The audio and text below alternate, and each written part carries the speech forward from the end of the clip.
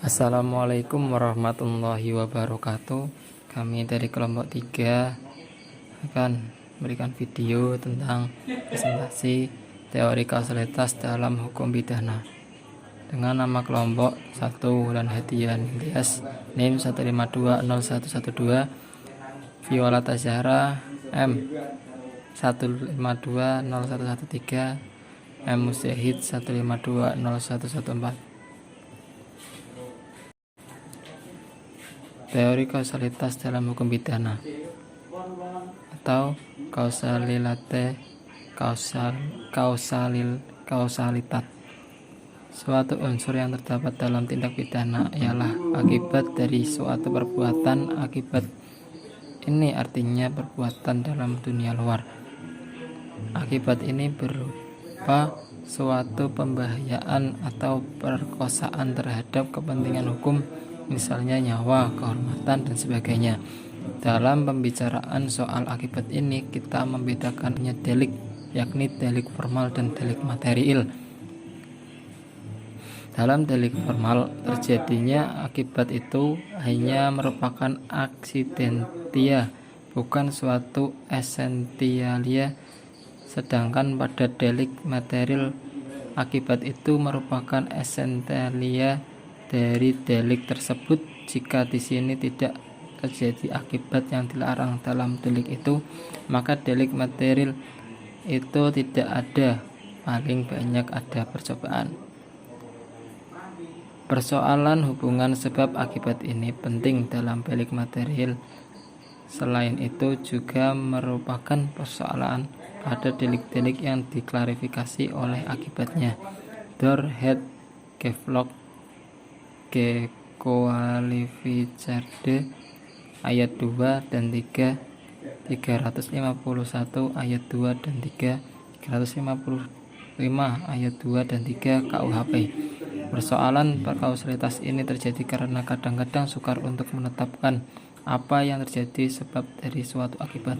Perlu diketahui bahwa persoalan ini tidak hanya terdapat dalam lingkungan hukum pidana saja, akan tetapi juga dalam hukum perdata. Ialah antara lain dalam penentuan ganti rugi dan dalam hukum dagang. Misalnya dalam persoalan asuransi, persoalan ini pun terdapat dalam lapangan ilmu pengetahuan lainnya, misalnya dalam filsafat. Dalam menetapkan apakah yang terdapat dianggap sebagai sebab dari suatu keadilan, maka terjadilah beberapa teori kausalitas. Teori-teori ini hendak menetapkan hubungan objektif antara perbuatan manusia dan akibat yang dikehendaki oleh undang-undang. Akibat konkret harus bisa ditelusuri sebagai sebab. Macam-macam teori kausalitas. 1.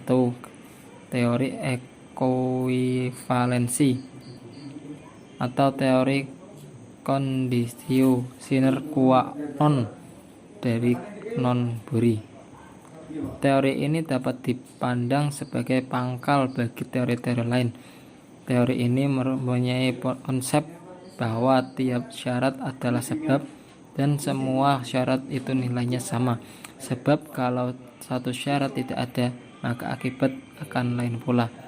Tiap syarat, baik secara positif maupun yang negatif, untuk timbulnya suatu akibat itu adalah sebab dan mempunyai nilai yang sama. Jika salah satu persyaratan itu dihilangkan, maka tidak akan terjadi akibat konkret seperti yang nyata-nyatanya menurut waktu, tempat, dan keadaannya. Tidak ada syarat yang dihilangkan, lazim dirumuskan nicht hinweggedacht werden kann, dan seterusnya, tanpa menyebabkan perubahannya akibat. 2. A. Teori-teori individualisasi. Teori ini memiliki secara post faction in concreto Maksudnya bahwa setelah terjadinya suatu peristiwa konkret dari sedet atau beberapa faktor yang aktif dan pasif dipilih sebab yang paling menentukan diri peristiwa tersebut, sedangkan faktor-faktor yang lain hanya merupakan syarat belaka. B. Teori-teori generalisasi. Teori ini melihat secara antefaktum sebelum kejadian atau in abstracto, apakah di antara sederet atau beberapa syarat itu ada perbuatan manusia yang pada umumnya dapat menimbulkan akibat semacam itu, yang artinya menurut pengalaman hidup biasa atau menurut perhitungan yang layak mempunyai kadar kans. Untuk itu, dalam teori ini dicari sebab yang ada kuat untuk timbulnya akibat yang bersangkutan. Oleh karena itu teori ini disebut teori ada equans teori. Adapun penganut teori ini antara lain Simons, Carney, Pompey.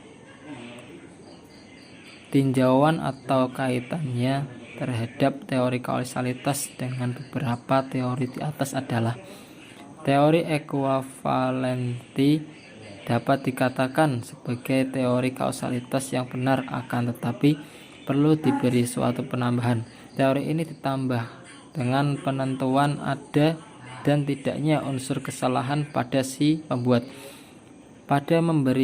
Dapat memberi keterangan yang cukup memuaskan apakah suatu perbuatan merupakan sebab dari suatu akibat dimaksudkan dalam rumusan delik yang bersangkutan.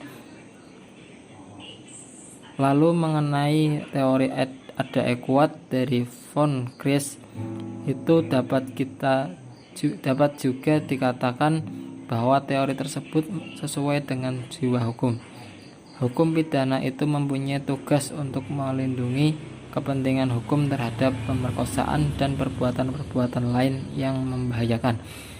Berhubungan dengan tugas tersebut, maka hukum pidana harus membuat pagar terhadap segala perbuatan yang memungkinkan dapat mendatangkan kerugian. Nah, dalam demikian itulah teori ada kuat dapat menunjukkan perbuatan tersebut. Akan tetapi kelemahan teori terletak pada kenyataan bahwa ia menggunakan beberapa istilah yang tidak gamblang. Misalnya biasanya pengalaman manusia pada umumnya, kadar dan sebagainya. Bagaimanakah persoalan kausalitas dalam jurisprudensi? Dalam jurisprudensi Hindia Belanda yang sesuai dengan asas konkordati pada waktu itu mengikuti jurisprudensi negeri Belanda, tidak terlihat dengan nyata teori mana yang dipakai. Hooggerstoff condong ke teori ada kuat. Akan tetapi dalam berbagai keputusan pengadilan dapat ditunjukkan adanya persyaratan bahwa antara perbuatan dan akibat harus ada hubungan yang langsung dan seketika. A.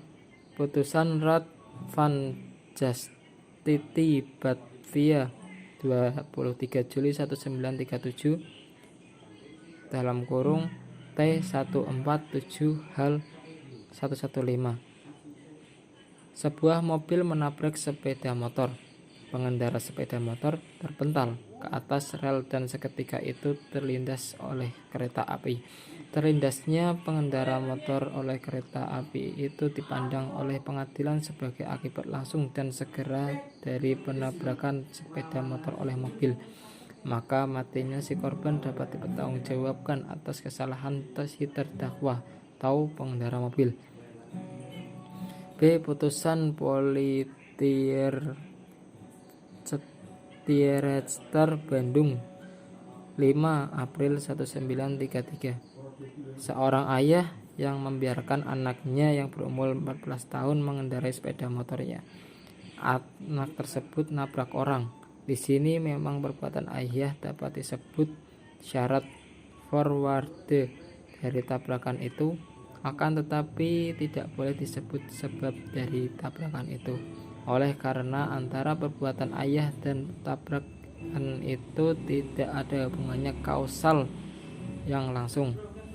C. Putusan Politrechter Palembang 8 November 1986 diperkuat oleh Hooggerechtshof 2 Februari 1937. Perbuatan terdakwa yang tidak menarik seorang pengemudi mobil yang sembrono dari tempat pengemudi dan membiarkan pengemudi tersebut terus menyupir tidak dianggap sebagai sebab dari kecelakaan yang terjadi. Oleh karenanya antara perbuatan terdakwa dan terjadinya kecelakaan itu tidak terdapat hubungan yang langsung. Perbuatan terdakwa yang membiarkan pengemudi itu tetap menyupir hanya dipandang suatu syarat dan bukan sebab. Putusan Pengadilan Negeri Pontianak 7 Mei 1951 diikutkan oleh Pengadilan Tinggi Jakarta. Terdakwa sebagai Kerani bertanggung jawab atas tenggelamnya satu kapal yang disebabkan oleh terlalu berat muatannya dan yang mengakibatkan 7 orang meninggal dunia.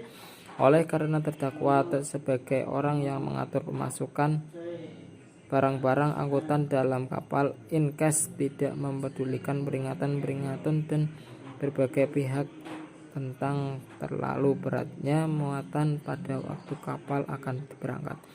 Di dalam pertimbangan juga disebutkan bahwa perbuatan terdakwa mempunyai hubungan erat dengan kecelakaan itu. Terima kasih. Sekian presentasi dari kelompok 3. Kurang lebihnya mohon maaf. Assalamualaikum warahmatullahi wabarakatuh.